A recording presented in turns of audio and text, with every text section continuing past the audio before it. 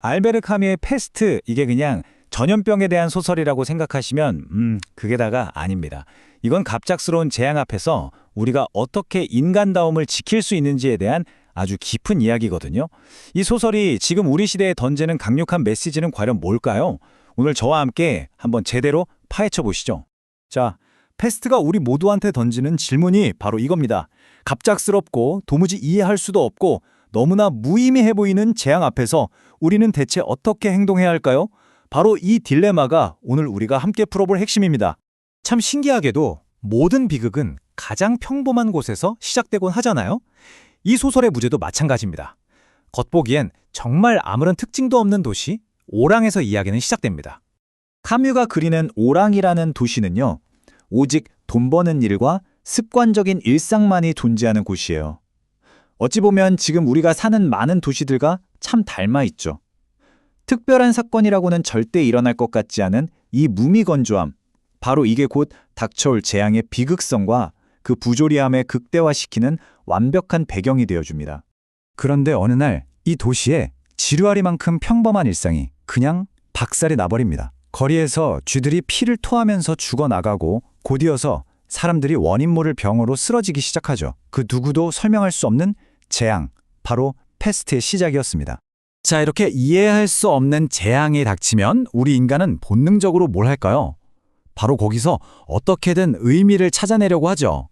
이 혼란 속에서 설명을 찾아내려고 애쓰는 겁니다.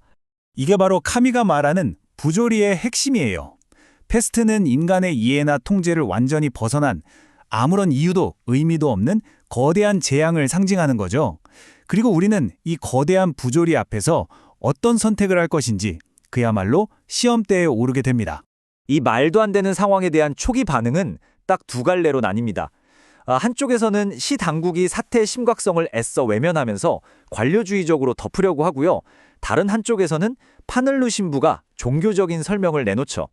파늘루 신부는 이 부작위적인 재앙에 신의 형벌이라는 도덕적인 의미를 딱 부여해버립니다.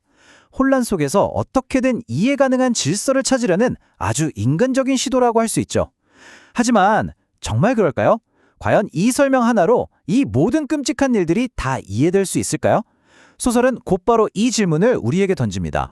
자, 그럼 기존의 설명들이 다 무너지고 나면 우리한텐 뭐가 남을까요?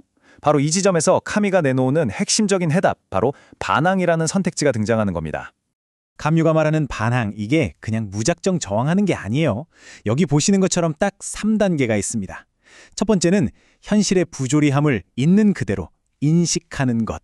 두 번째는 신의 형벌 같은 손쉬운 설명을 거부하고 체념하지 않는 것. 그리고 마지막 가장 중요한 단계는 바로 구체적인 행동으로 나아가는 겁니다. 바로 이 지점에서 카뮤의 통찰력이 정말 빛을 발하는데요. 그가 말하는 반항은 무슨 거창한 이념투쟁 같은 게 아니에요. 오히려 바로 욕해서 고통받는 사람의 손을 잡아주는 구체적인 행동, 즉 인간적인 연대를 통한 저항인 거죠. 세상을 바꾸기 전에 먼저 한 사람을 구하는 것, 그것이 바로 반항의 시작입니다. 자, 그럼 이 위대한 반항과 연대가 구체적으로 어떤 모습으로 나타나는지 소설 속 인물들을 통해서 한번 만나보시죠. 이게 정말 중요한 포인트인데 부조리에 맞서는 방식의 정답은 없다는 거예요. 의사로서 묵묵히 환자를 돌보는 리우, 자원보건대를 조직해서 적극적으로 싸우는 타루, 심지어 보건대의 기록을 꼼꼼히 관리하는 작은 서기 그랑까지, 그리고 개인의 행복을 포기하고 공동체에 남는 랑베르, 이들 모두가 각자의 자리에서 자신만의 방식으로 이 위대한 반항에 동참하고 있는 겁니다. 특히 기자 랑베르의 이 선택은요, 정말 이 소설의 심장이라고 할 수 있을 정도예요. 도시를 탈출해서 사랑하는 사람에게 돌아갈 수 있었는데 그는 결국 남아서 함께 싸우기로 하죠. 나 혼자만 행복할 수는 없다는 그의 말은 개인의 안위를 넘어서 공동의 책임감으로 나아가는 인간의 가장 위대한 순간을 보여줍니다. 기억나세요? 패스트를 신의 형벌이라고 설교했던 그 파늘루 신부, 그 사람도 엄청난 시험대에 오르게 됩니다. 바로 죄 없는 어린아이가 극심한 고통 속에서 죽어가는 그 참혹한 장면을 목격하게 된 거죠.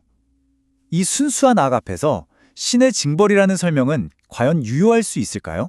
이 충격적인 경험 이후 파늘루의 신앙은 완전히 다른 차원으로 들어섭니다. 그의 두 번째 설교는 더 이상 명쾌하게 이것은 징벌이다라고 말하지 않아요. 대신 도저히 이해할 수 없는 이 고통 속에서도 신을 사랑하거나 아니면 증오하거나 양자택일해야 한다고 말하죠. 그러니까 쉽고 편한 믿음이 아니에요. 오히려 이 부조리를 끌어안고 가야 하는 훨씬 더 어렵고 훨씬 더 실존적인 신앙으로 나아간 거죠. 그리고 정말 길고 긴 어둠 끝에 드디어 패스트가 물러가기 시작합니다. 하지만 카뮤가 우리에게 보여주려는 건 그냥 단순한 해피엔딩이 아니에요. 도시의 문이 다시 열리고 사람들은 막 환호성을 지르죠. 하지만 카뮤는 절대 값싼 희망을 이야기하지 않아요. 이 해방의 기쁨 뒤에는 이 싸움을 이끌었던 사람들이 치러야 했던 혹독한 대가가 숨어 있었거든요. 바로 이 부분에서 우리는 이 소설의 가장 차가운 현실, 그 진실과 마주하게 됩니다. 부조리에 맞서 싸운다고 해서 개인의 행복이 보장되는 건 아니라는 사실이죠. 연대의 중심이었던 타로는 패스트가 물러갈 무렵 허무하게 죽고 모든 것을 감내했던 의사 리우 역시 사랑하는 아내를 잃습니다.